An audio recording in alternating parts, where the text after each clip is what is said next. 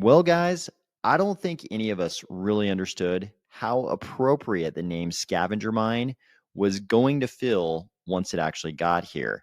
And that's the way it does kind of feel for all of crypto right now. Like we're a bunch of scavengers wandering through this dystopia, just trying to survive this rough period that we're going through right now in crypto, just hoping upon hope that we'll get to the other side in one piece and be around for better days. But I, for one, would rather be a free scavenger than a comfortable slave any day.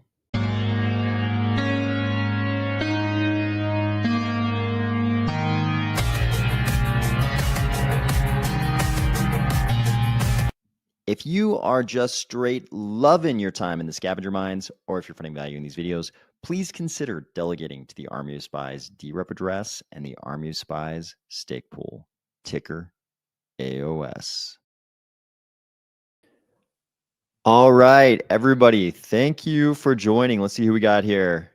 Neo Chad, you were indeed first. You were first. Cardano for the win. Yes, second.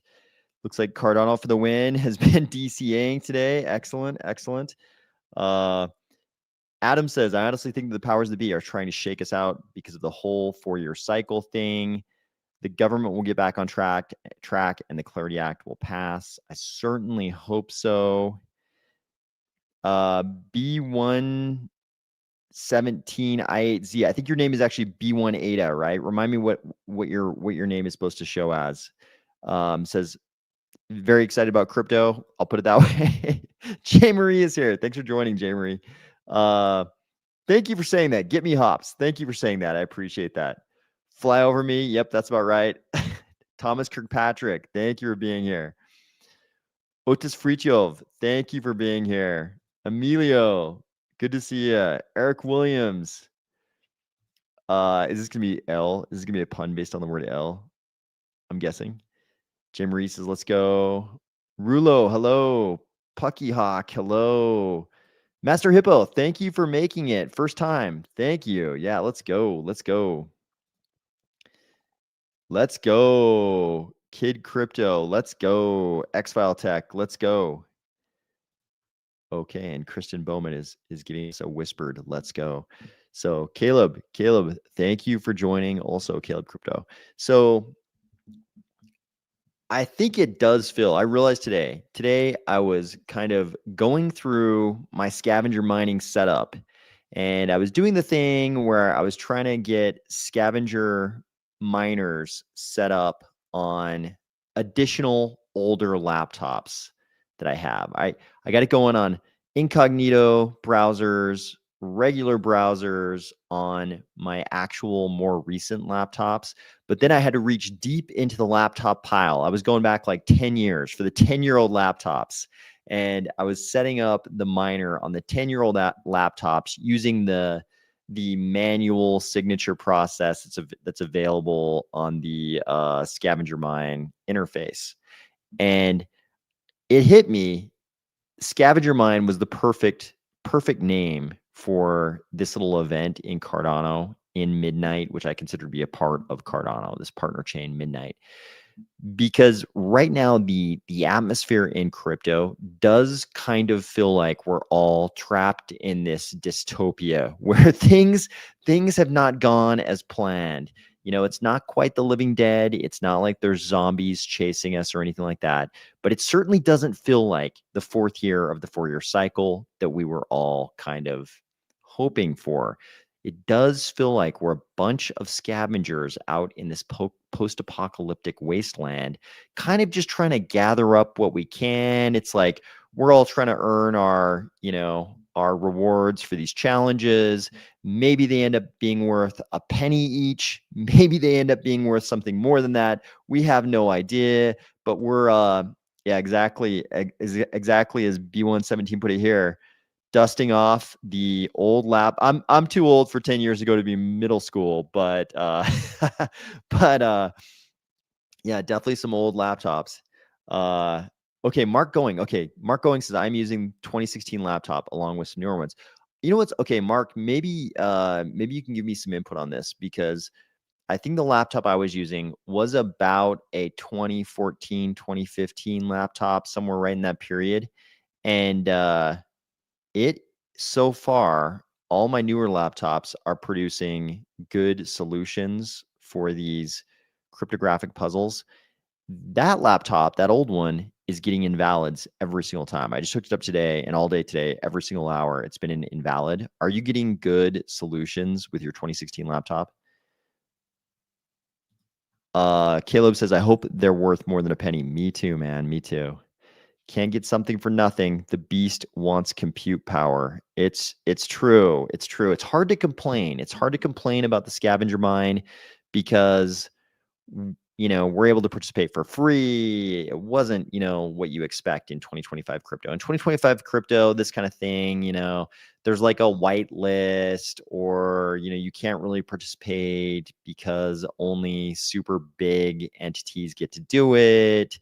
So it's hard to complain because we kind of get to do this for free, permissionlessly, and it's just kind of like this thing that's landed in our lap. True, it's not really free because we're contributing compute power, but it's it appears that all this compute we're contributing is really just for the purpose of creating proof of work decentralization and the distribution of these coins. It looks like that, as near as I can tell from everything I've seen online, it seems like we're not doing any useful proof of work, although I think useful proof of work might pop back up down the road.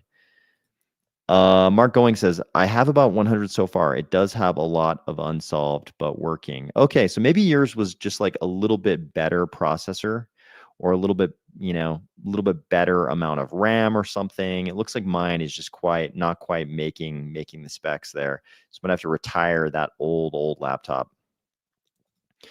Jordan for America, let's go. Single browser scavenger here. I like it. Actually, we actually need, for purposes of decentralization, single browser scavengers are kind of like the single pool operators of the scavenger mine. So I'm definitely cheating. I think today I went from 2 miners in operation to 5. One of them, like I said, is just producing invalid, but the other 4 are working just fine. So, and it definitely feels good. What I like about it is that if I, if somebody accidentally closes my laptop or something like that, and I miss an hour, I've got other miners running, or if there's some kind of a problem, there's some redundancy there. That's one of the things I like about it. But I believe you are really like the single pool operator of the scavenger mine if you're running a single browser.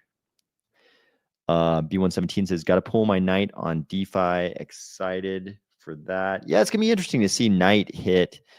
It's going to be interesting when when the thaw actually delivers that first 25% tranche of night to all of us. It's going to be interesting to see what pops up, like what kind of ecosystem pops up around night.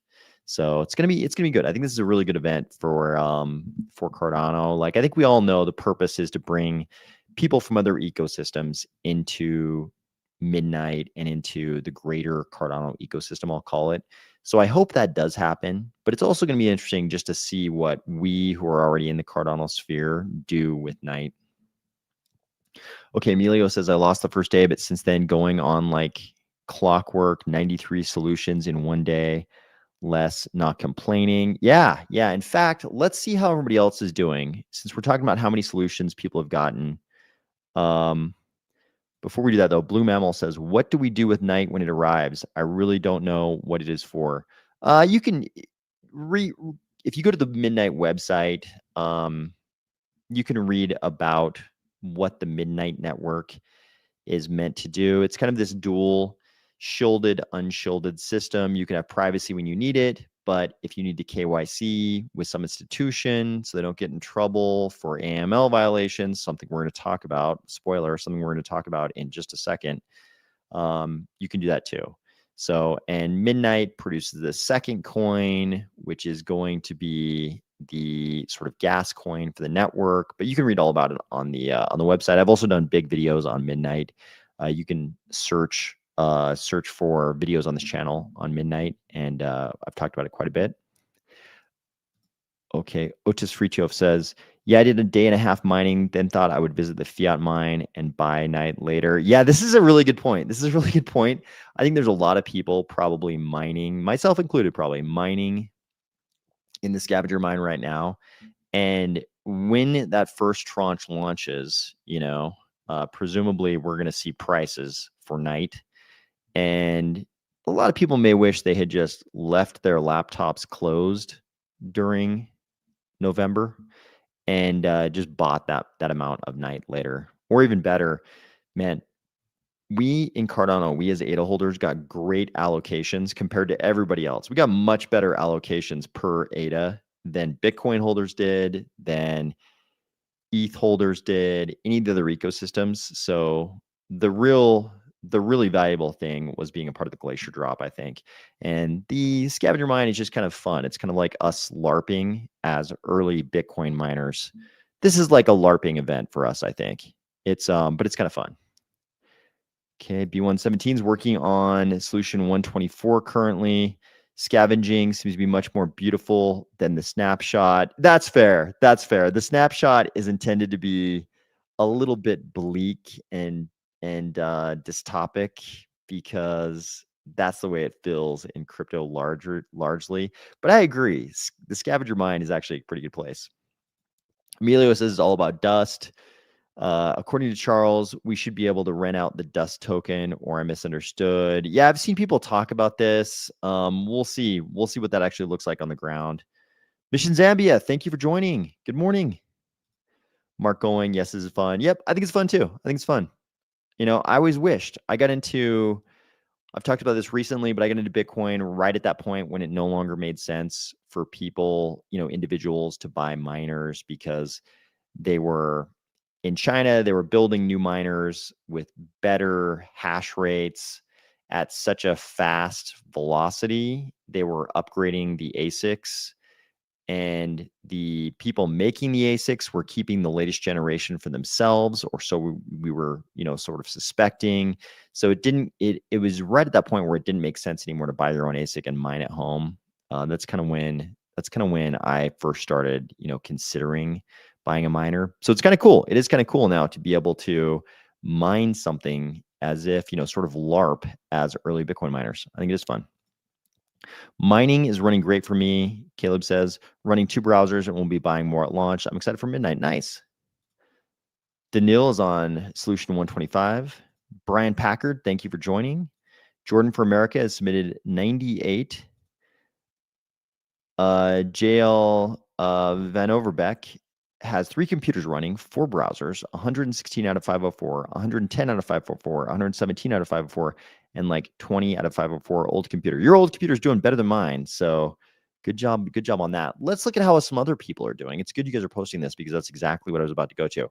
So Midnight Intern today has posted, who's mined the most on Scavenger Mine so far? Flex in the comments. And immediately this comment came up, saw someone with 25,000 using like 600 wallets plus. And yeah, I've said previously, I don't blame these people. They're just out competing us. They're just out competing us. Or if night doesn't end up being worth very much, they're putting in a lot of effort for something that might be easier to buy at launch. So we'll see. We'll see if these guys are the geniuses and they're just out competing us, or if they're making a decision that's not really worth it. And you see a lot of numbers like this. So this was 13 hours ago. You're seeing numbers like this: 260 night, 404 night, 3,700 night. That gets this look from the suspicious Dexter guy. Currently 228 on one wallet and 240 on another. 240, almost 1,200, almost 1,600. 240. Oh, that's Mark right there. 274, 198, 182, 278. So you can see these numbers are about, similar to what, on the same order of magnitude as people are reporting here. So it looks like we're all having kind of, we're all kind of on equal playing ground, except most of us aren't willing to open up 600 instances of our browser and, create 600 unused addresses. This guy was good for him, or maybe he's going to regret it if midnight is worth too little. We'll see. So this next item is pretty exciting. I think this next item is kind of exciting in a weird way. So let's see. Okay, yeah. Oh, here's one more from ZD6FB 3K R4Y. Yeah, and I went from 3 computers, 6 browsers to 2 computers, 6 browsers. Was doing Chrome, Brave, Firefox, but Firefox was not great. That's what I've heard kind of universally, but switched to Chrome, Brave, private after seeing it was possible. Yeah, I'm running similar, like an incognito tab as well as a normal tab on the machines. My browser associated to my Eternal wallet is doing better than my latest associated wallet. Interesting. Hey, I did meld. Yeah, I don't know. I did not. I've kind of just, um, Tarek, I've kind of, people have talked about meld quite a bit. I sort of stopped paying attention to meld in that first year they were around because I wasn't persuaded to pay attention. So, but yeah, Knight is already so much better than meld staking. I'm glad to hear that. That's good. That sounds good. Mission Zambia is going to be pitching Cardano at the 2025 Women in Blockchain Conference in Lusaka on Saturday. Ultimately, I think this is the only way forward, bringing more people into Cardano. Thank you. Thank you from everybody in Cardano for pitching Cardano to people who may not already be in Cardano. I think that's kind of what we've got to do.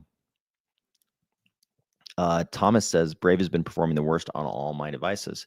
Okay, so everybody's kind of having, sounds like everybody's having, you know, a good time or a passable time in the scavenger mine, but there's a long-standing issue in Cardano, and that's that we never got Rogan after Gogan. But I'm here to present to you today a Rogan after Gogan of sorts. Charles posted this. See, we finally got on Rogan. And if you zoom way in here, you can see that is a Charles looking at spherules from the bottom of the ocean with, I believe that's Avi Loeb right there. They're obviously on the boat, and this is the magnetic sled where they're collecting the spherules from the object that landed in the ocean that may or may not have been from outside the solar system. So we did indeed have a Rogan after Gogan. Not quite the Rogan after Gogan I think we all hoped for, but Charles is right. He did finally get on Rogan, which is kind of amazing. If he ever actually is a guest on Rogan, he should bring up to Joe, this is the second time he's been on Rogan. So we did get Rogan after Gogan. Danil says Firefox sucks. Emilio says, using one PC with multiple browsers, doesn't that mean you split your PC's resources or it makes no difference? This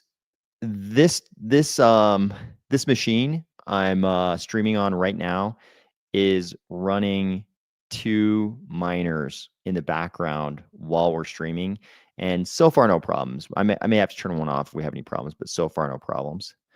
So we'll see how it goes. But yeah, it doesn't seem to be a problem. I mean, it depends on, you know, your specs. So I'm sure, like, obviously my super old laptop is not up to spec. So it definitely can't run one miner so far unless there's some other human error involved that I can't figure out. So here's also some good news. So we did get like sort of the micro, you know, unsatisfying version of Rogan after Gogan. Here's some actual good news. Breaking committee chair John Boozman says that the Clarity Act will be voted on by committee before Thanksgiving. We're going to get it done this year. This is great news. Look at this. Don Beyer, who is often watching these videos. He is as excited about it as I am. So we need the Clarity Act to get through the Senate, some version of a market structure bill. We need them to vote on that thing. We need it to be passed this year. The sooner the better. I don't know what that timeline looks like. If they vote on it by committee before Thanksgiving, you know, is that like a day before Thanksgiving? And then it doesn't actually get done before the end of the year? Because we've been told before that we would get that through the Senate. And I don't know if we will. I'm just hoping we will. If we can get that market structure bill, at least one thing will have gone right for crypto this quarter. We're going to talk about another thing that's definitely not going right for crypto in just a second. Charles will be a 2-time guest minimum on JRE. If he gets on, that's right. He has already been a 1-time guest of sorts. So, and Charles did a little video recently called X Questions. He said something, he was pretty fired up. I personally like it when Charles gets all fired up because he gets real honest. And in this video, you should watch this one. He gets real honest about his frustrations with 2025.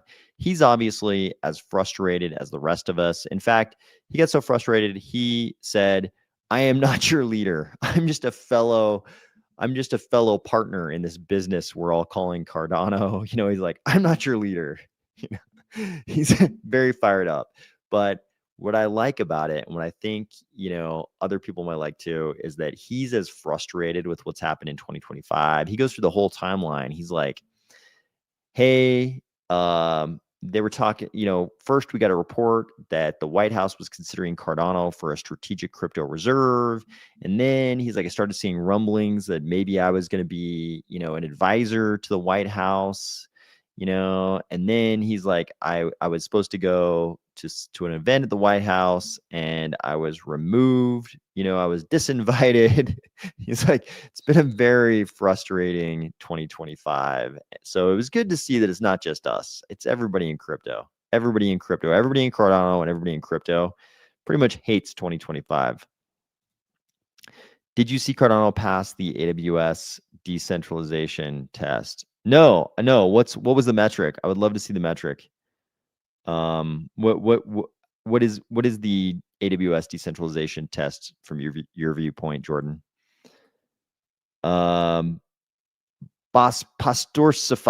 Hello, thank you for joining. Otis Frichov says, I love it when Charles is like this. The man is awesome. Yeah, it's awesome to have a guy like him as sort of the the front man, the face of our ecosystem, because it's not boring. We could easily have, this is crypto, which implies involvement in cryptography. We could have some very boring dudes as a front man of our ecosystem, and that's not the case. Cardano universe, it's true. We have turned into scavengers. Thank you, Hilldog. Thank you. I appreciate that. Just largely when AWS East went down and Cardano was fine. That's true. We did. Yep. Yep, it's true. We did survive. Yep. Yep, that's true. Yep, we did survive the AWS East outage. Yeah, Charles gets really fired up. He gets super fired up. I love it. Makes it super fun. But one of the really interesting things he mentioned in this video, he outright said that RealFi in Africa, that John O'Connor has been working on all this time, is coming in 2026, and it's going to be a part of Bitcoin DeFi. This is pretty big. I feel like going back to 2021, when we did the Wyoming Cardano Summit, the big news leading into that summit was the whole mystery they couldn't reveal to us about the bird and the book. And Charles was giving us all these clues during his AMAs, and like eventually all the clues, all the clues were clues that Cardano was cooking up a deal in Ethiopia. And then, world events happened, and the whole Africa thing kind of fizzled out. Ethiopia had a civil war, things got bad. So I never like to reveal where I was or wasn't, just to obscure my identity, but I'll just say I covered the 2021 summit extensively. I'll just say that. If you go back on the channel, I did a ton of videos leading up to it and after it, and the 2021 summit was a big turning point in Cardano. It was a lot like 2025 actually. We had a lot of big hopes, and then there was the Plutus application backend problem. After Goguen, after we got smart contracts, it was like, oh, we have smart contracts, but people can't really build anything because they don't know how to There's no way to connect, it was 20, and we didn't really know what the big announcement, there was going to be a big announcement at the summit. And what did it turn out to be? It was like the Dish Network guys. So it's the 2021 summit was a lot like 2025. It was like a lot of excitement leading up to it, 2025 being the fourth year of the cycle, and then things just didn't quite go our way. I mean, price wise, it was great because before the summit, we reached over $3. So that was great. Everybody's really excited about that. No, Jordan, I am a Gen Xer. I am older. I'm older than I sound. So that is the case. I'm older.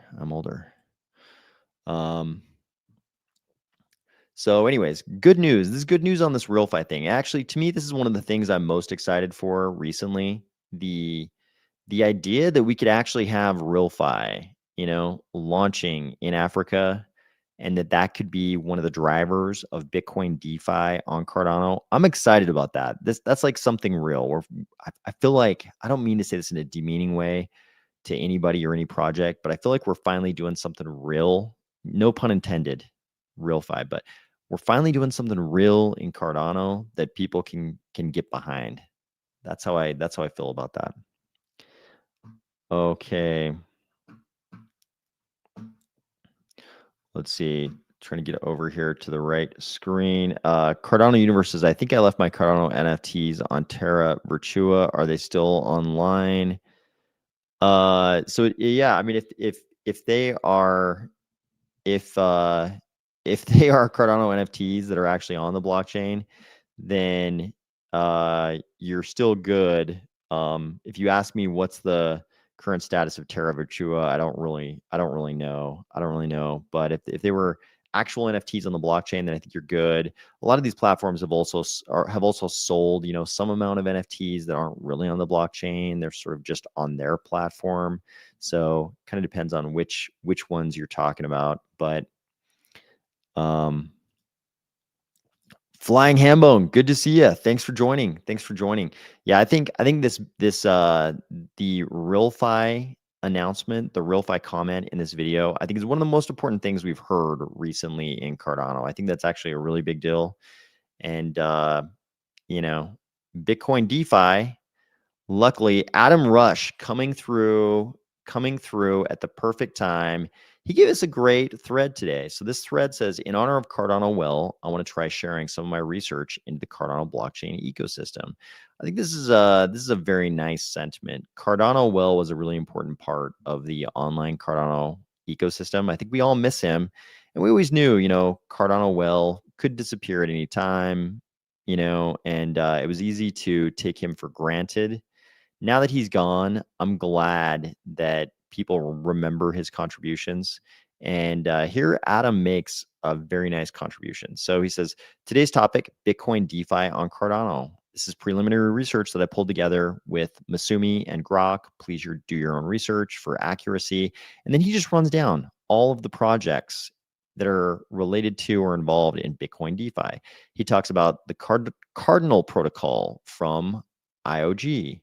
He says, from Input Output Global, this trust minimized protocol swaps Bitcoin UTXOs, including ordinals, into Cardano tokens, uses multisig 2, multisigs, and BitVMX for advanced scripting, minimizes risk, needs just one honest operator, handles BTC reorgs with confirmations and a one-to-one peg, demoed mainnet ordinal wraps, 1.0 release soon for DeFi integrations, services, UTXO, ordinal bridging, lending, staking, DEXs, goals, secure BTC Cardano composability. This is a really nice rundown. And Adam is the kind of guy, like, I see people try to do stuff like this, and I kind of like, I'll start questioning some of the stuff I see them writing. I'm like, I don't know if that's accurate, but I never have to do that with Adam Rush. When Adam Rush posts something like this, I never see anything that I want to question. It seems like he is the guy. He is a guy who should be doing threads like this. So next he talks about Sundial Protocol, Cardano L2 scaling with Bitcoin links for DeFi. BTC holders use wallets for perpetuals, swaps, integrates with Vesper, Tech, ZK, optimistic rollups, BTC bridging, services high-speed BTC DeFi, BTC pair perps, goals, Cardano as primary BTC DeFi layer. I like the sounds of that goal. I don't know anything about their tech or how they're going about this, but I like the goal, Cardano as the primary BTC DeFi layer. I think we all want to see that happen.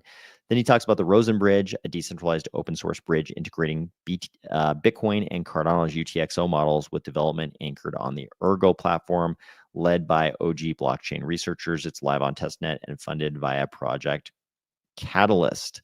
So their core tech involves watchers/guards, monitoring BTC transactions, validating locks, and mint wrapped BTC runes on Cardano using multisig for trust minimized security.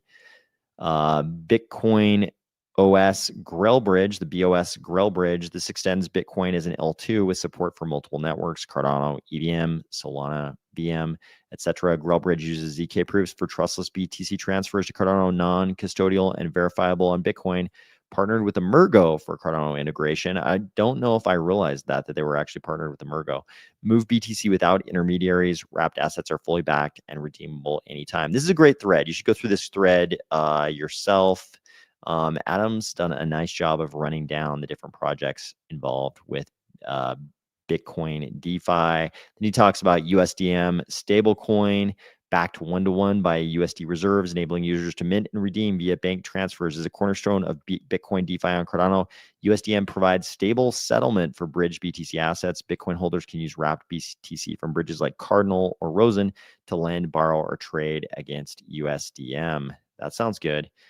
He checks about the Lace wallet, NuFi wallet, Begin wallet, Tokyo wallet, Vesper wallet, Fluid tokens, Bodega market, UTXOs.dev, and the Midnight Network. So this is a great thread. I strongly suggest anybody who wants to take a look at that. That is going to be a good thread. I think with Adam gave his own little caveat on that, but it looks like a good thread with good information. So let's see. Any thought on the progress of governance on Cardano? Okay. Oh, sorry. I'm just kind of let's hit that one though. Any thought on the progress of governance on Cardano? Yeah, I mean it's going exactly like I expected. Governance is pretty much going exactly like I expected. It's governance is a messy process. People are going to get pissed at each other because people have different incentives and different interests, different wheelhouses. This what we're experiencing right now is governance, and it leads to people being mad at each other and all those things. And so it's going about like I expected. RealFi privacy and BTC DeFi are one of the first exciting things I've heard in the entire space in a long time. That's exactly how I feel. James, what's up? Thanks for joining. Does anyone else think Catalyst should be out on hold until we can vet proposals better? Yeah, we gotta do better. We gotta do better. I think we gotta do better in Catalyst. It's hard to criticize it because I don't know what the solution is. So I try not to criticize Catalyst too much because I don't have the solution. I don't know what the solution is. So it's hard to criticize it. I honestly haven't put that much thought into like trying to propose a solution to Catalyst. But it seems like a lot of people throw a lot of shade at Catalyst. Not that you're doing that, but a lot of people do throw a lot of shade at Catalyst. And in a lot of cases, rightfully so. A lot of things have been funded because it's, people are just voting on what gets funded. And there's, I'll put it this way, there's low information voting going on. So it's almost like if every vote was a high information vote, Catalyst would probably work great. But I have no idea how to make those votes high information votes, right? It's like there's too many proposals, too much to go through. The voters, if you can get people to vote, it's like, how can you ask them to intake all that information. So I think it's a really tough situation, but yeah, we got to figure out how to do better. I don't know the answer. So I try not to criticize the people running Catalyst, but I think as an ecosystem, yeah, we got to figure out a better way. And isn't it funny that the best thing we have now, if Cardano folks mining a token with unknown value while the rest tanks? Diabolical is the right way to put it. This is diabolical. Anyone know why Angry Crypto left the Cardano community? I used to Jordan saying he used to like his content, especially when AOS was in the fiat mines. Yeah, I kind of feel bad. I didn't get to experience the Angry Crypto days because I was in the fiat mines, so I never got to experience it. Charles thinks there needs to be more content creators on YouTube and social platforms. Yeah, I haven't been able to. I know he made a bunch of comments about that in that video. I haven't really been able to review his comments on that. Yeah, I agree though. I agree with that summary. I've always wished that I was the smallest commenter on the ecosystem. I wish that this whole channel and the Twitter account, I wish it was the smallest, least relevant, least important channel in all of Cardano, because that would mean our ecosystem is thriving. So I wish we had 100 channels that are bigger and more important and more relevant than mine. That would be my wish. That's what I wish we had. So he's right. We do need it. How to make it happen? I mean, the truth is, when sentiment is so low in crypto, and I mean, let's face it, like retail hasn't even shown up yet. Retail hasn't shown up yet for this cycle. It's all been institutional. Retail's not even here yet. So you can't really, content creators can't really survive if retail is not in the room.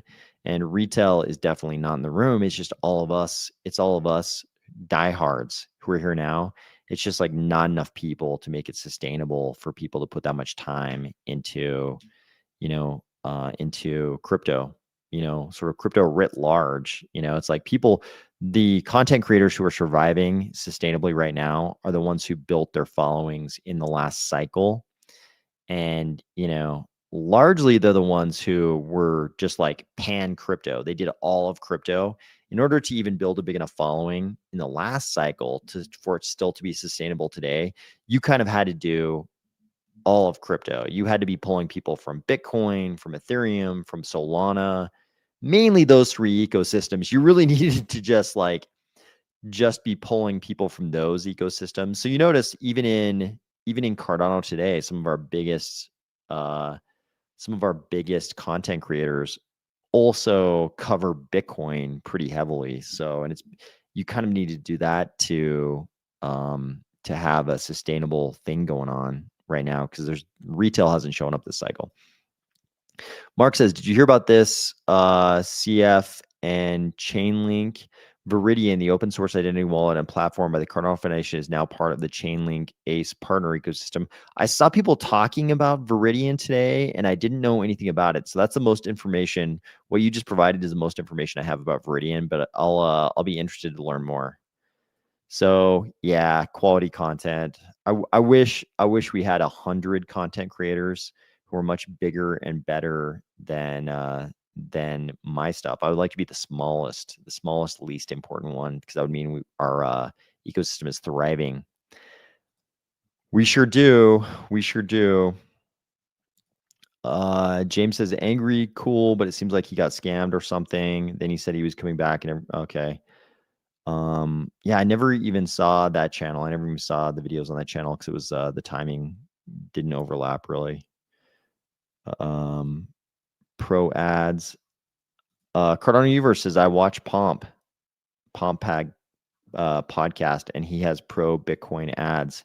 Yeah, I mean, yeah, you kind of have to. Because that's the biggest market cap ecosystem. So to be sustainable, you kind of got to cover the biggest stuff. It's hard to be niche in just Cardano, which is what this channel is.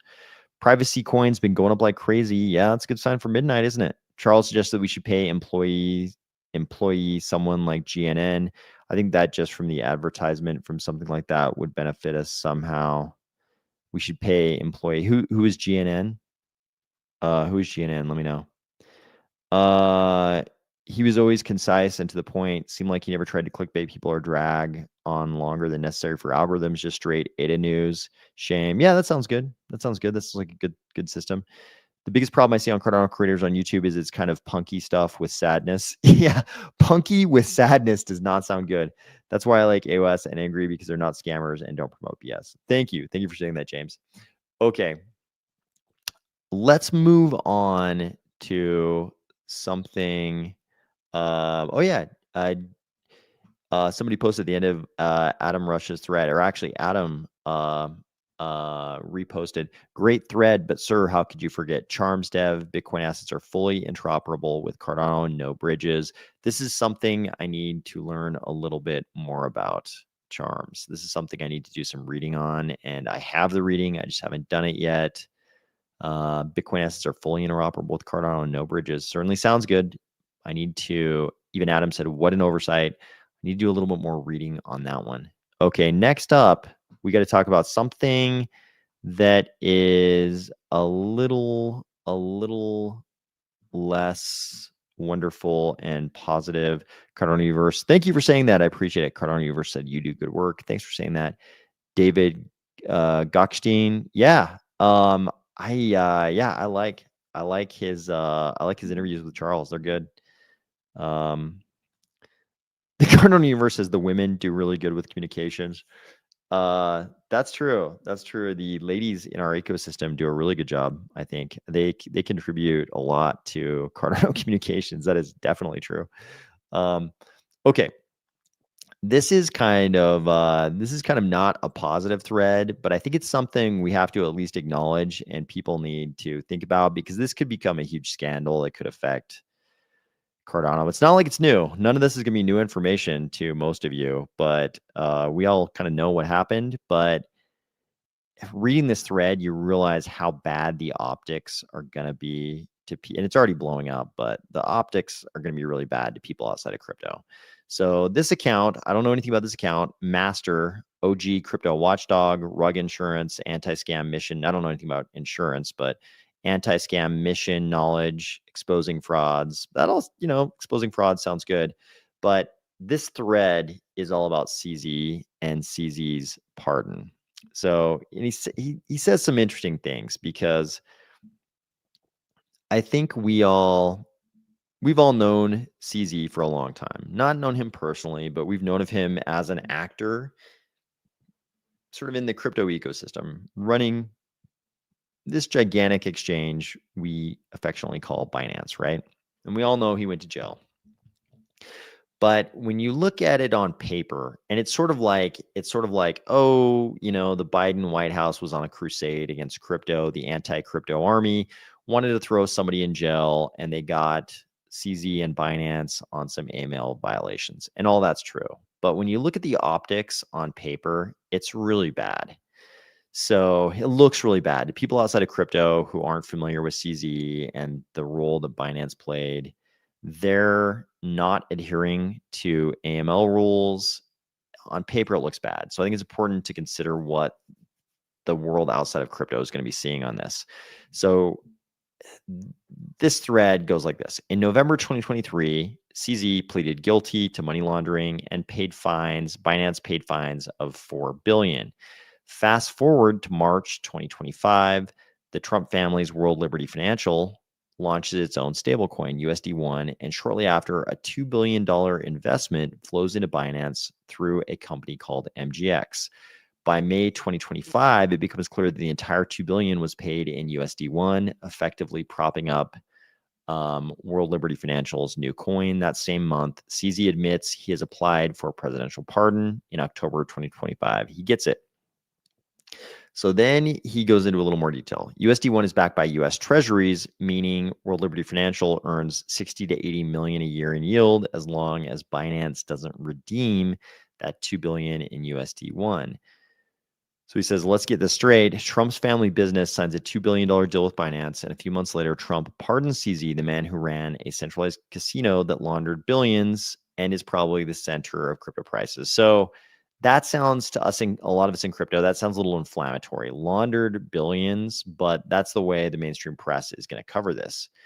Meanwhile, Tornado Cash and Samurai Wallet are still fighting for their lives in court for the crime of writing open source code. Ordinary people lose their savings, the rich get pardoned. So you can see where this narrative's going. Trump moves markets with tweets, and Binance can influence everything else in crypto, and it should terrify everyone who still believes in decentralization. So you can tell this is a very anti-CZ kind of post. So down below here, we get, I just want to set the record straight because there are still way too many people claiming that Binance and CZ did nothing wrong. Here are the hard, verifiable facts. CZ and Binance pled guilty officially in 2023 to violating the Bank Secrecy Act for failing to maintain an effective AML program. And then he provides the sources. We already know that. Binance agreed to pay 4.3 billion. CZ personally paid 50 million and did a 4-month prison stint. FinCEN and OFAC confirmed massive compliance failures. They found 1.6 million in apparent transaction. No, 1.6 million apparent transactions, totaling 700 million with Iran, Syria, Cuba, Crimea, and other sanctioned regions. They explicitly stated that Binance allowed transactions linked to terrorist organizations, Hamas, Al-Qassam brigades, Palestinian Islamic Jihad, Al-Qaeda, and ISIS. These are definitely names that the Department of Justice and the Treasury don't like to see you associating with, Al-Qaeda and ISIS. So this means Binance's weak AML and sanctions controls allowed money to flow between its platform and entities associated with designated terror groups. So you can see, we don't need to go through all this because you can see what's happening. Like you can assign whatever level of guilt to CZ you want. Which is free Chove. Thank you for joining. See you next time. Flying Hambone says same old story in the USA. Yep, absolutely. Politicians want to crucify Trump. It's all BS. If you ask me, they are guilty of fraud. So yeah, I mean, you can think, oh, this is interesting. Wagner Group. They also got Wagner Group involved in this. Yeah, so they say during that same period that they were that Hamas was doing transactions on Hamas and ISIS, and Al Qaeda were doing transactions on Binance. Wagner Group was also apparently doing transactions. Oh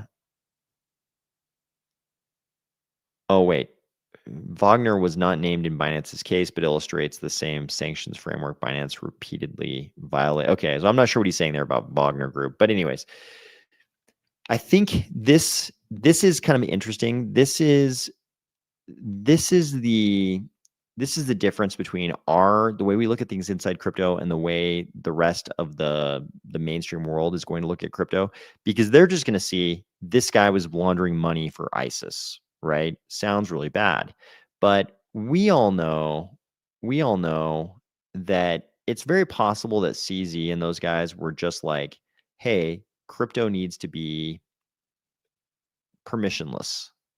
Crypto needs to be permissionless. We're an entity not based in the US. CZ grew up in Canada.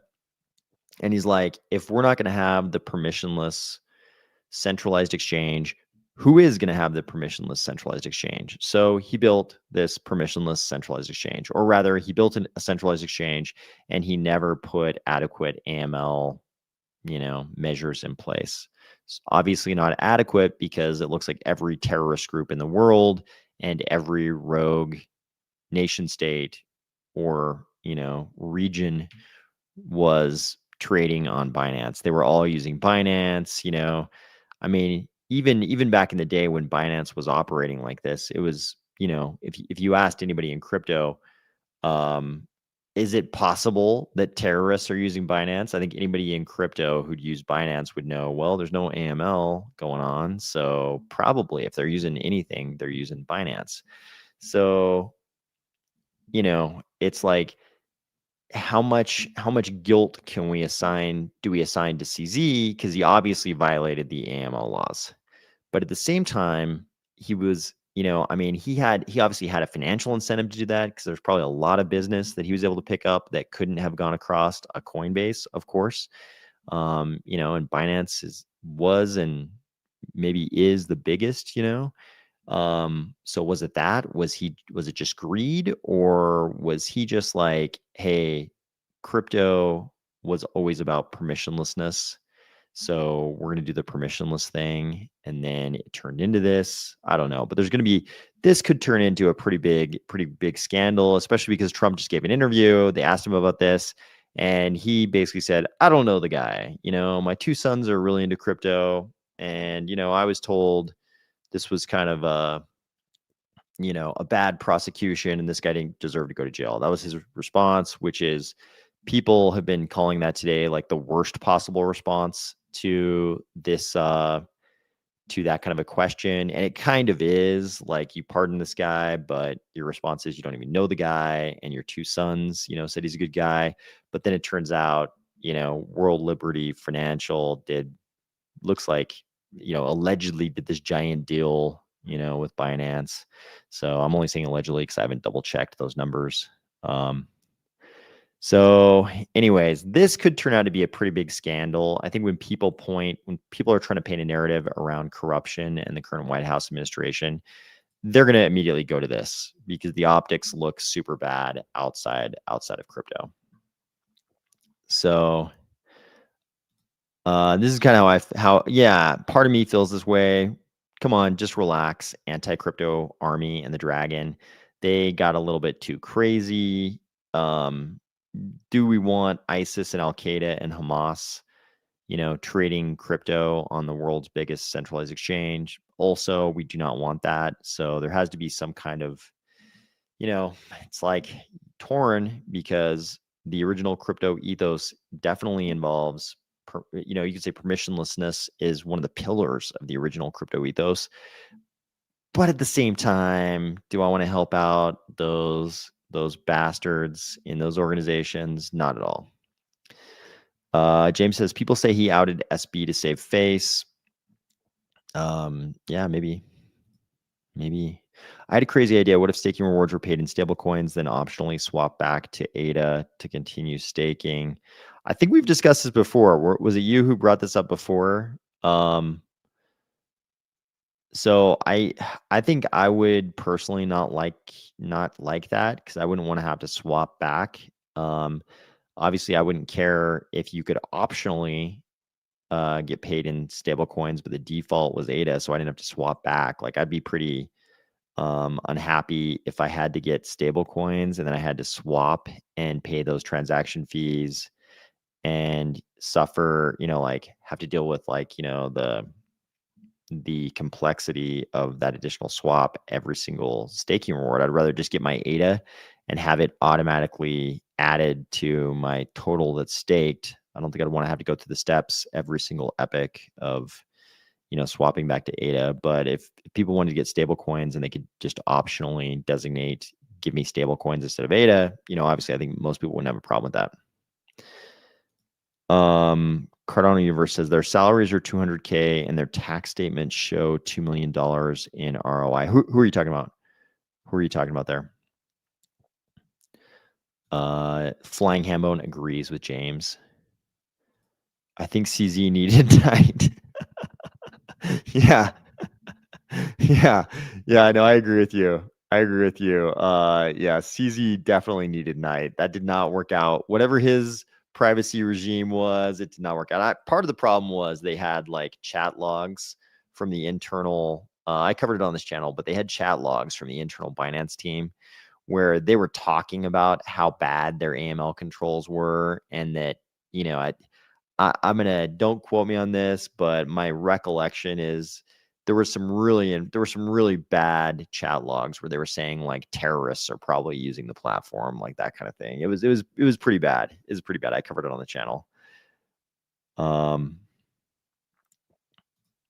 These congressmen and women have blind trust accounts. You're talking about the people in Congress being the best the best traders in the world. Yeah, that's a problem.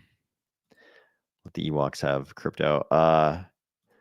Flying Hambone says, I feel like Trump and his family being so involved have been really bad for the space. Oh yeah. Oh, Sub-Zero says that wasn't him. Yeah. Sub-Zero, you're not the first one who's mentioned that stablecoin staking rewards thing. So apologies. Apparently that wasn't you, but somebody else mentioned exactly the same thing recently. So maybe that's good news. Maybe that's good news for you because it looks like you're not the only one who would be interested in that. So has Trump and his family being so involved in crypto been bad for the space? Yeah, I think it's like it wasn't a good look. It definitely wasn't a good look for it turned it into kind of a partisan issue. Like I don't know if it was Charles talking about that in the same video. Maybe Charles said the same thing in that video, but I agree with whoever said it that it sort of turned crypto into this partisan issue when it was obvious that the Trump family was embracing crypto so hard. It kind of, everybody who hates Trump is gonna, part of them is gonna hate crypto a little bit. So that part was bad. But then again, do you want the president, whoever is the president of the United States, is it good for crypto if their family is super into crypto and talking to them about crypto all the time? I think that's great. We used to joke back in the day, like, what if some president has a son one day who's like super into crypto? And now we have Trump who has like 3 sons, counting Barron as well, 3 sons who are super into crypto and, probably constantly talking to him about crypto over dinner and stuff like that, to whatever extent those guys have dinner together. That's kind of a dream too. So, could we have done without the world? I would prefer we just have all that part and not the World Liberty financial tokens. And I think the news item the other day was that the Trump family made some incredible amount of money. Like, what was it? 700 million on the various Trump coins and those kind of things. So that doesn't look good. That the optics on that as well aren't too good. So that part of it's not good. I think we could have done without that. If they would not have launched that token, if they had just gone into like Bitcoin mining, because they also have a mining business in Texas. So they're doing what is it called? American Bitcoin, I think. They're mining Bitcoin. If they'd just done that and not launched the token, I think that would have been a lot better.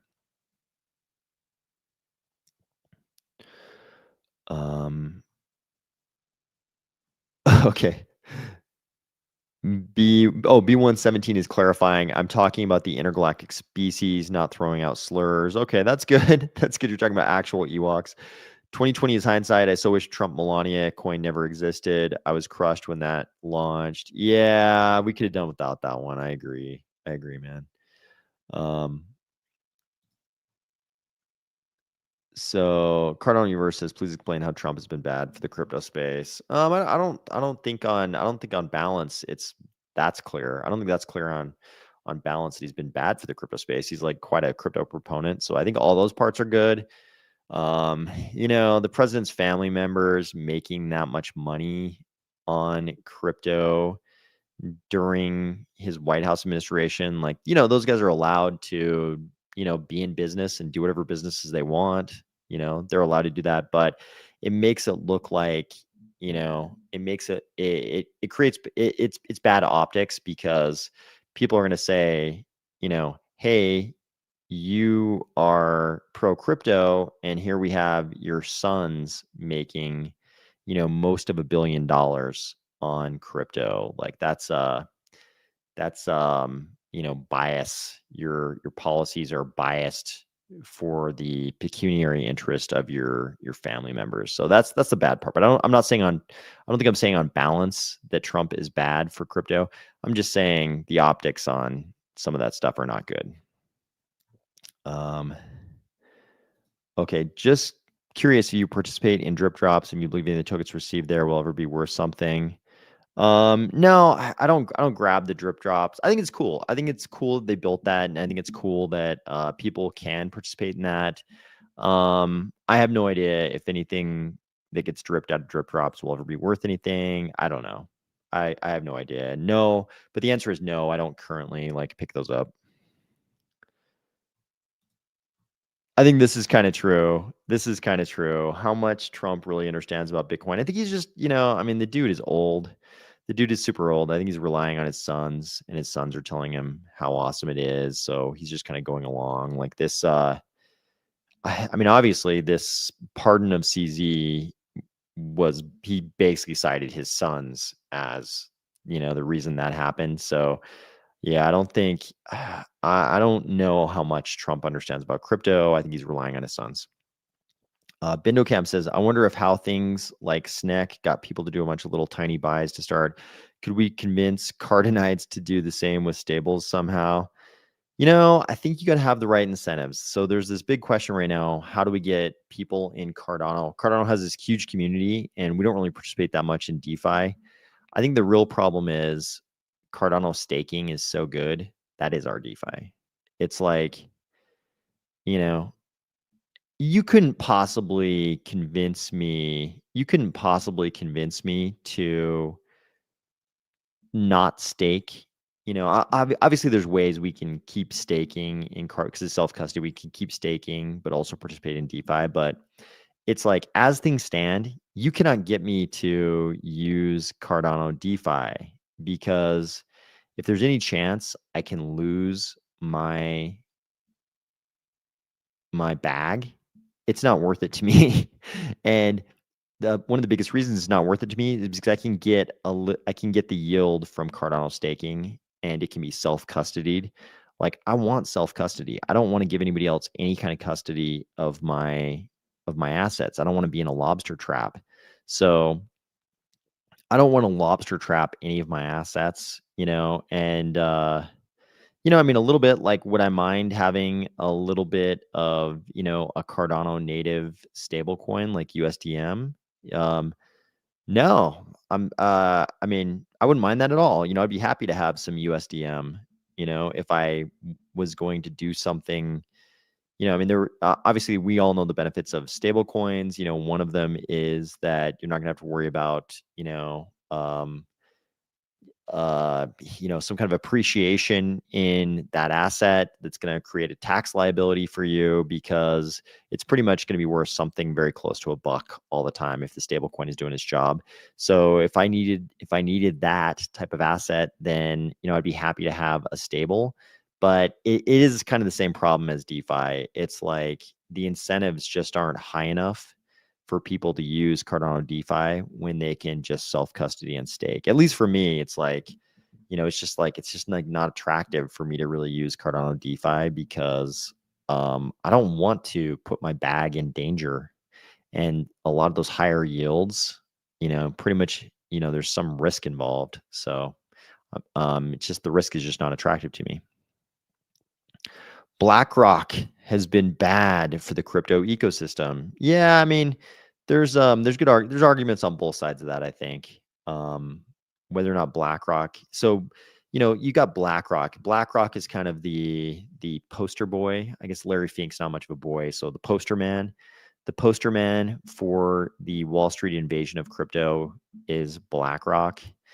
And it's if I could turn the clock back, if I was king of the world and I could like go back in time and not have Wall Street have gotten into crypto this cycle and not have the tariffs be a thing, and just have if that would result in a Q4 like we've had, or a year 4 like we've had in the past, I would do it. Sure. I would give up the Wall Street participation and the tariffs, if I could have a year 4 like we've had in the past, I would make that trade in a second. But what we got instead was got really high Bitcoin prices. We got really high. We got good price activity for Ethereum and Solana, and retail never showed up. So that's not great for us in Cardano. B117 says, I think aliens will be hairy like Ewoks. It's cold in space. Yeah, if they evolved in space, yeah, they might need the I guess it depends on how cold it is on their planets, right? Could you explain how Midnight is to interface with Bitcoin? Does the latest debate on spam have any relevance? There's a new BIP 444 soft fork that could take effect. Are you up to date on this? No, Mr. Auslag, I do not know about BIP 444. If you can tag me in some discussion on BIP 444, I would like to know. For people who, if you don't know what he's talking about, so we have SIPs in Cardano improvement proposals. This is a Bitcoin improvement proposal, but I would like to learn more. So tag me in some discussion about BIP 444. James says, I guess one thing is Trump got debanked and got like 36 felonies and knows all the dirt they did. 2 wrongs don't make it right, but he's paying his lawyer fees. Yeah, there was good discussion of that on Pomp's channel. Who did they have on? Eric Trump. Eric Trump kind of took the viewers through sort of a little emotional tour of what it was like to be in the Trump family when all that stuff went down. And yeah, it was something crazy. Trump got indicted on like 86 felony counts or something, and I think Eric Trump said he was the most deposed man ever. Like he said, he's like, I did nothing. I've never even had a traffic ticket. And, all of a sudden I was spending all my time dealing with these charges for doing nothing. So I don't know. I didn't really keep up on that news. I didn't really follow it. So I don't know.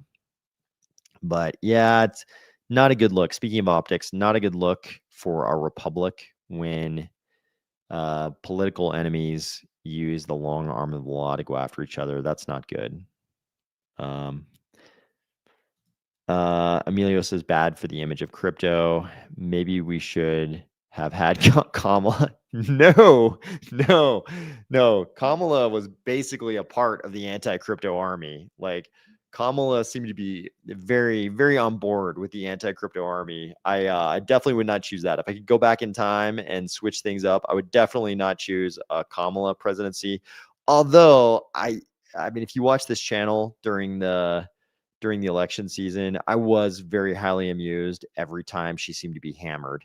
When she would hit when she hit the wine before she'd jump on the mic, that was very entertaining. I was down with that part of it. Watching some of those interviews was magical. The wine, the wine that lady seems to consume is it's a lot. It's a lot. Crypto is like poof out of thin air. I think the term is yeah, well put. Mission Zambia, you're right. It's a conflict of some people are going to paint that as a conflict of interest. Sub-Zero says it could bolster on-chain activity at the expense of convenience. What do you think the Mag 7 could use Cardano for, and is transaction volume what we should care about? So I think we care about adoption. I think what I care about is adoption. And the next question is usually like, well, how are we going to measure adoption?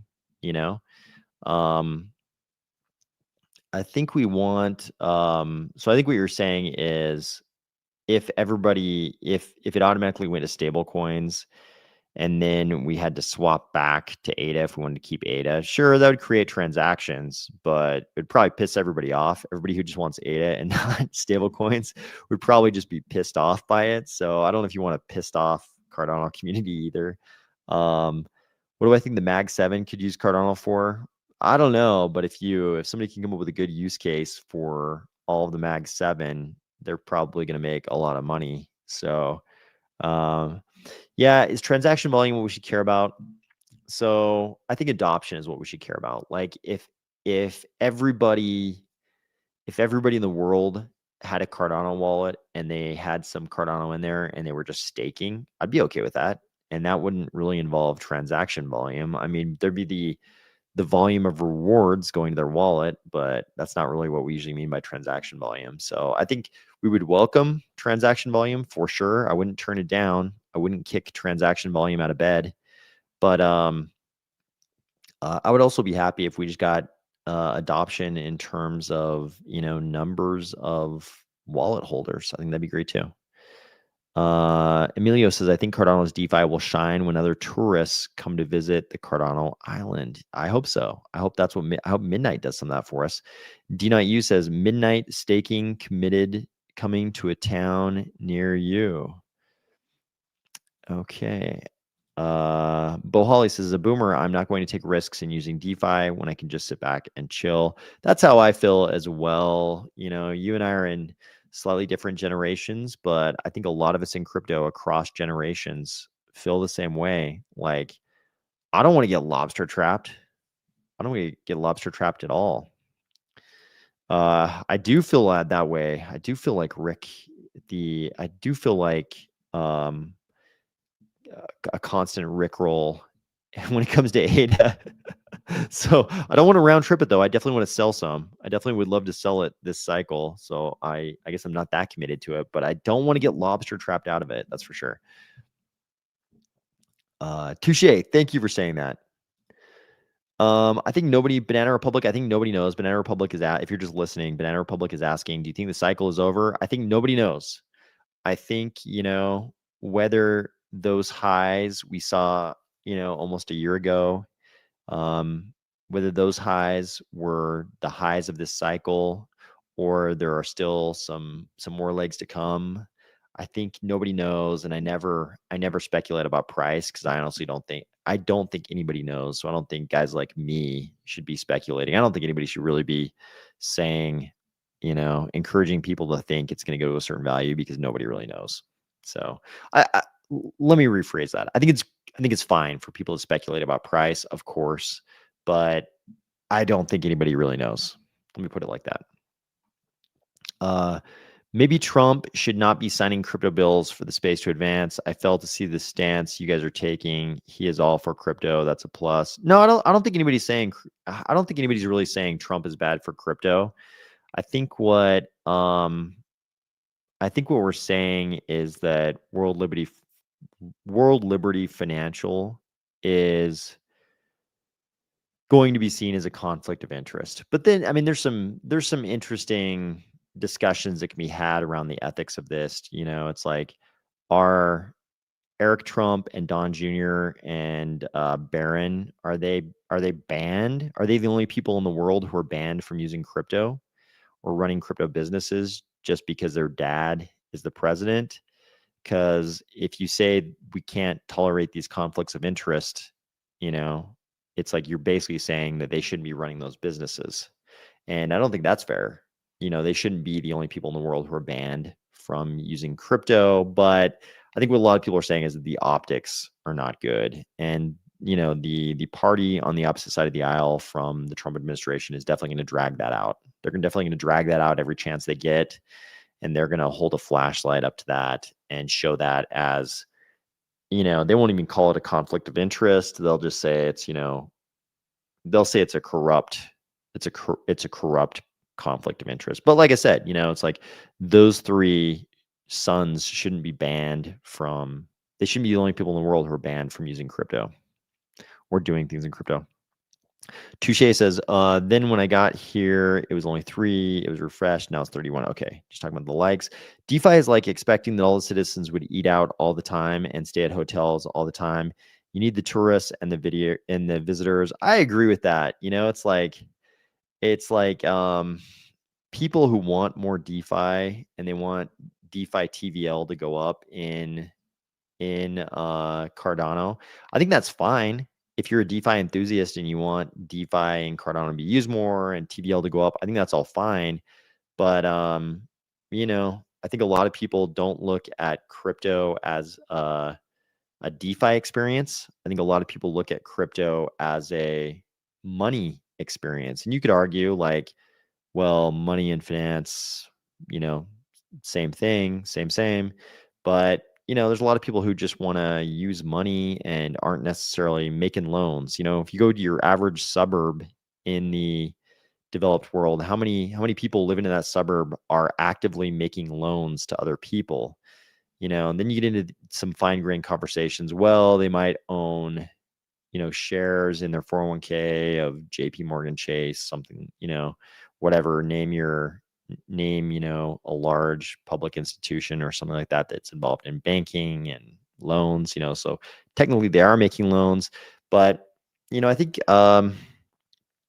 Bitcoin is the biggest ecosystem in crypto. And, Bitcoiners don't even really have DeFi. They don't even have native DeFi. So there you go. There's obviously a lot of interest in crypto outside of DeFi.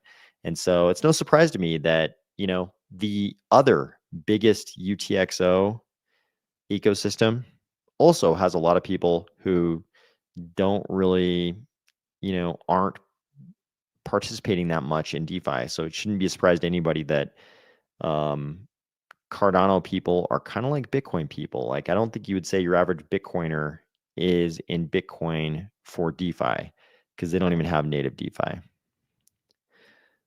Good day at Cardano. Always seem to catch the end of the show, so sorry about that.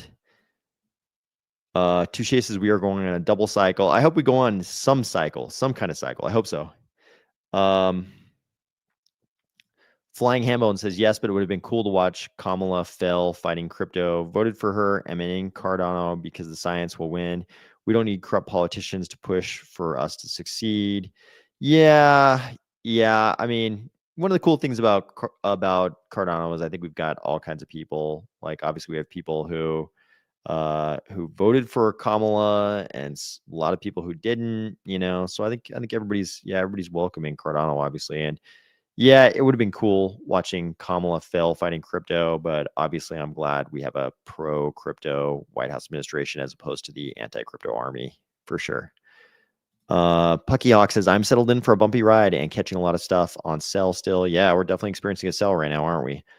Cardano Universe says, I care about freedom to choose and being legal to buy crypto. Me too. Yep. Crypto Summit next week. Yep. Mission Zambia says, I think we need proper to use Cardano without knowing. Well, we need people to use Cardano without knowing that they are Cardano. We should be invisible and integrated in the fabric of society. 100% agree. Okay. That's why I don't feel like people want to put BTC into our centralized DeFi. Won't people be able to shut their protocol down and steal it, or it doesn't work like that? I think you just nailed one of the pillars of marketing BTC DeFi on Cardano. They've got to convince the Bitcoin people to participate in DeFi to begin with, and then you got to have them choose Cardano. And maybe they won't want to participate because, I kind of have a feeling they're a lot like the Cardano people. So I'm hoping. I mean, the great thing is though that ecosystem is so big that even if only a small percentage of them participate, it's still a lot of money. So if we can just get a small percentage of them to participate, and you're right, a lot of that is going to be based on the risk, like the hacking risk. Is it going to be robbery forest-esque, or is it going to be Cardano safe? So if it's robbery forest, then probably not a lot of them are going to participate because they could get wrapped Bitcoin right now and go to the actual robbery forest. And, some percentage of them are doing that already. But I think for Bitcoin DeFi to work, Bitcoin DeFi on Cardano to work, it needs to be Cardano safe, not robbery forest risky. At Cardano says, many times I try using DeFi apps and have been burnt. Don't DeFi too much for fear of losing little lobsters. Yeah, likewise. That's my, it would be fun to be a DeFi degen, but I don't like getting lobster trapped. I do not want to get lobster trapped.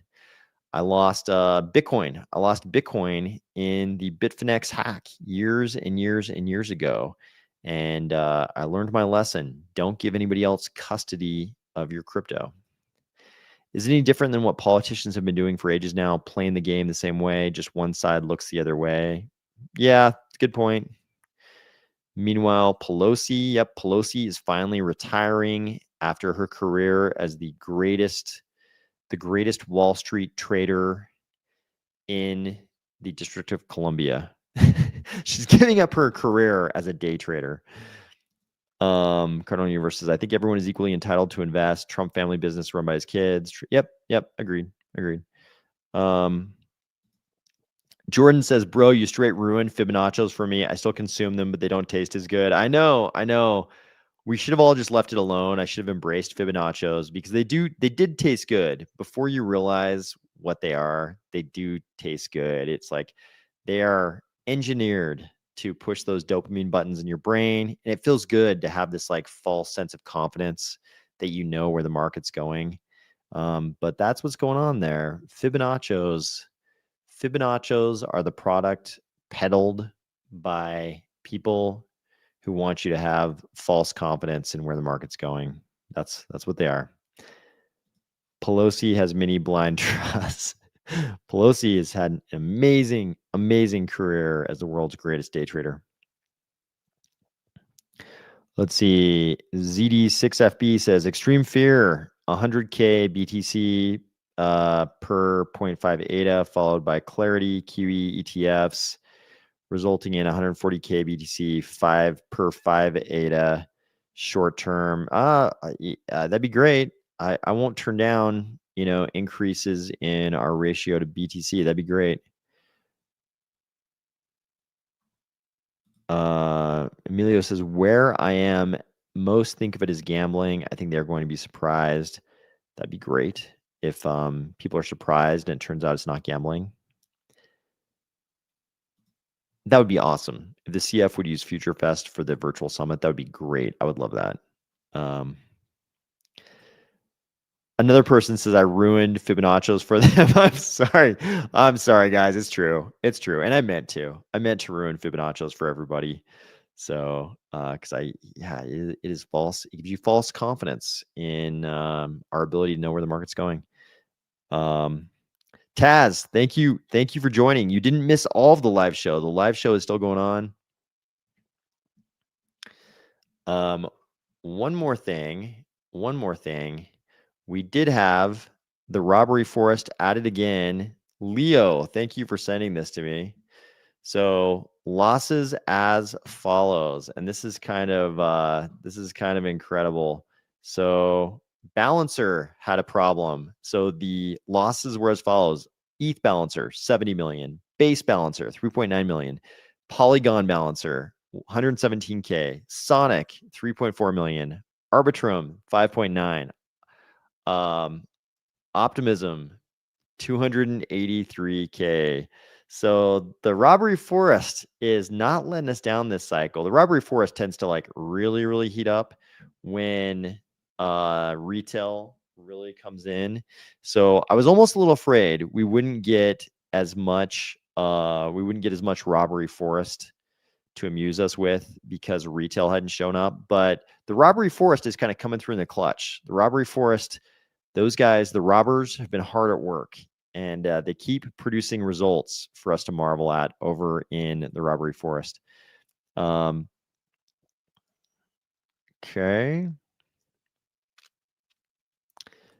The BTC thing isn't that way because it can act with trustless bridging. You don't have to rely on third parties and can act transparently as a CNT. Yeah, I covered a bunch of when Bitcoin OS put out their first paper that tried to explain technically what they were doing. I covered a lot of that. And I think as stuff starts to come online, we're gonna have to delve deep into how it actually works, because what I notice is that phrase trustless bridging, and this is not in relation to any particular ecosystem. I'm not trying to single anybody out, but we hear that phrase trustless bridging quite a bit. And then you dive into their technical papers and it turns out there's like some third party who has to do something on the bridge. So, and it's like people always try to create these mechanisms so that it's like, it's harder for that third party doing something, related to the bridge to do anything malicious or make mistakes. But people use that phrase trustless bridging a little bit more expansively than I would. They use that a little bit more expansively, like the the guardians, the bridge guardian type characters that we see on a lot of bridges. It's like, it's not, people use that phrase trustless bridging a little bit more than I would. I'll put it that way. Yeah, that would definitely be a different scenario. That'd be a different scenario. Let me get the price of. I don't know anything about any of the memes. I pretty much don't pay any attention to the memes in Cardano and elsewhere. So I don't really pay any attention to any of the memes. Yep, I will definitely not start doing Fibonaccios. I will definitely not. Yeah, Elizabeth Warren has been a lot more quiet now that she doesn't have her people in the White House. We've heard a lot less from her this year without her people running all of the domestic economic policy for the White House. It's been, you're right, 20. That's the silver lining to 2025. We haven't had to hear from the dragon much at all. It's been, that part of it's been wonderful. You're right. Um, am I alone in being really optimistic about where midnight will be heading? I'm looking forward to it. I've got Bohali, I've got my fingers crossed. No, I'm also optimistic. I'm really optimistic about where Cardano's heading and where Midnight's heading. I wish it could happen. I hope it happens this cycle. I hope it's not a 2029 thing to the exclusion of it being a right now thing. I would love for it to be right now. But if you ask me, am I optimistic about us getting there? Very optimistic we get there. But it's like, is it a 2028, 2029, 2027 thing as opposed to a 2025 thing? That's the part that's tougher.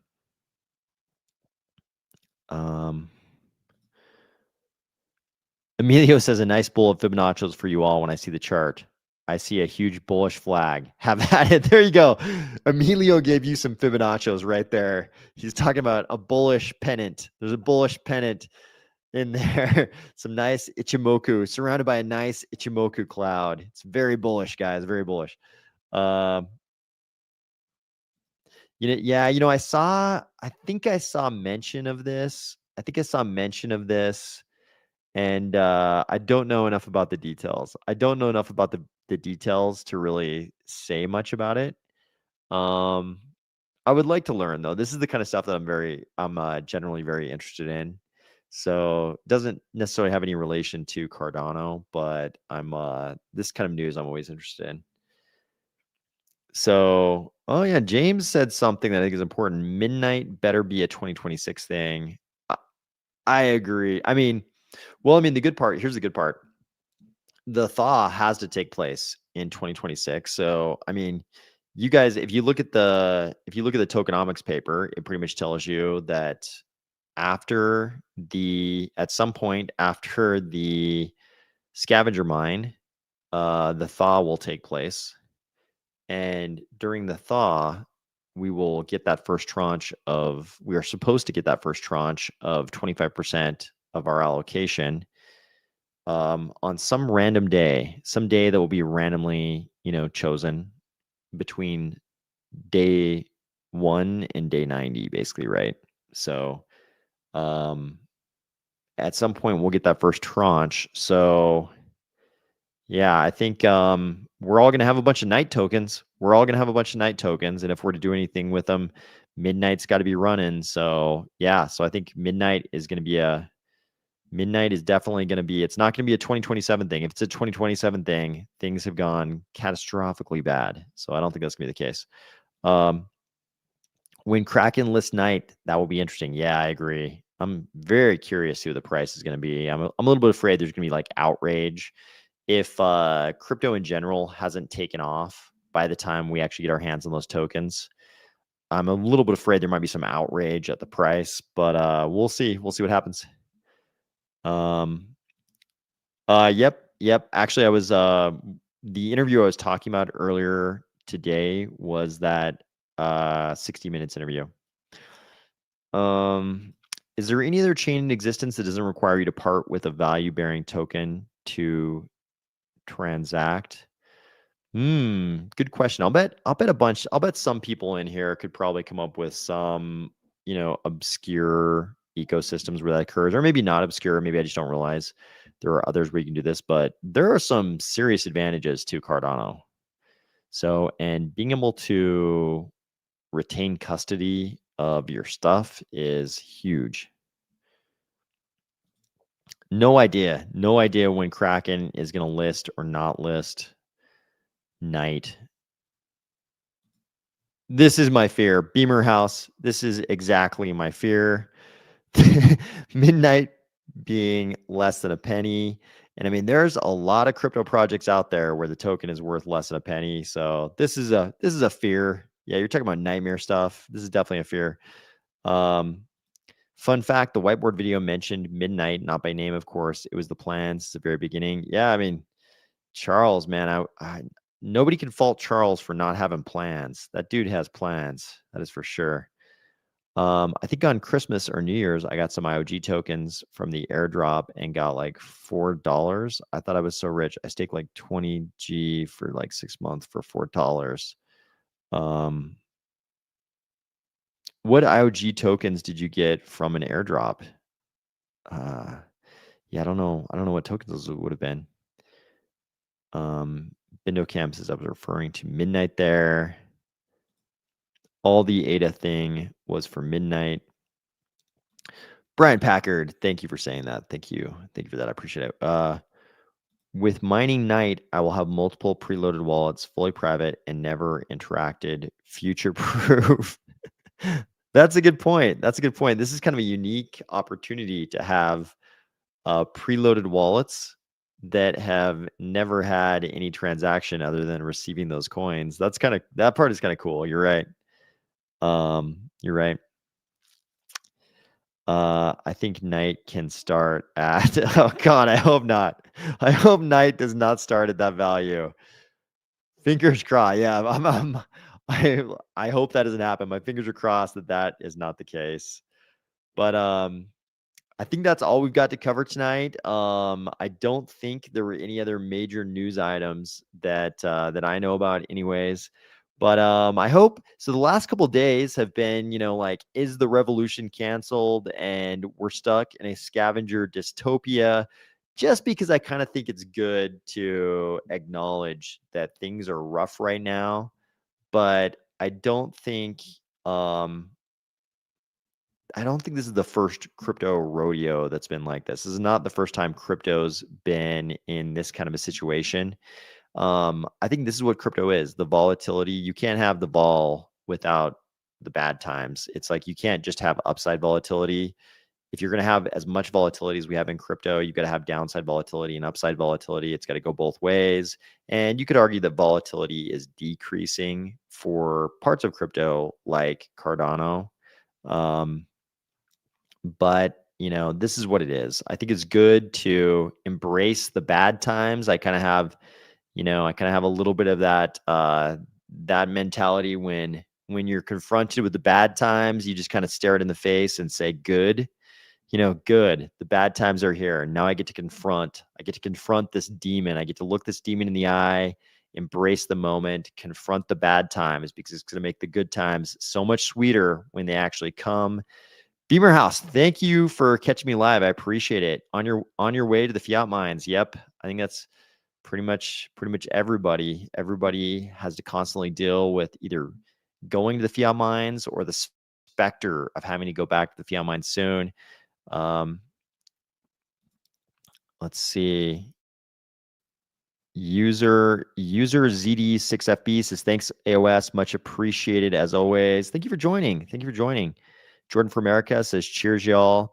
Mark Going, thanks for being here. Let's see. Thomas says, if anyone's feeling lack of motivation towards the revolution, read The History of Central Banking and the Enslavement of Mankind. That is the kind of title I can get behind. I can get behind the title of that book. Barth,